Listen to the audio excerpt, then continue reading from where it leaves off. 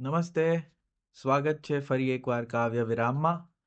આજે આપણે કવિ વેણીભાઈ પુરોહિતની એક કાવ્ય રચના જોઈએ. રે નયણા મત વરસો, મત વરસો. રે નયણા વરસીને શું કરશો? રે નયણા મત વરસો, મત વરસો. આનંદી અશ્રુ નહીં ઝીલે, ગરજુ જગત અદેખું, તો દર્દીલા ખારા જલનું ક્યાંથી થાશે લેખું? રે નયણા મત વરસો, મત વરસો. મીઠા જલની તરસી દુનિયા, ખારા છો ક્યાં ખરશો? દુનિયાદારીના દરિયામાં અમથા ડૂબી મારશો.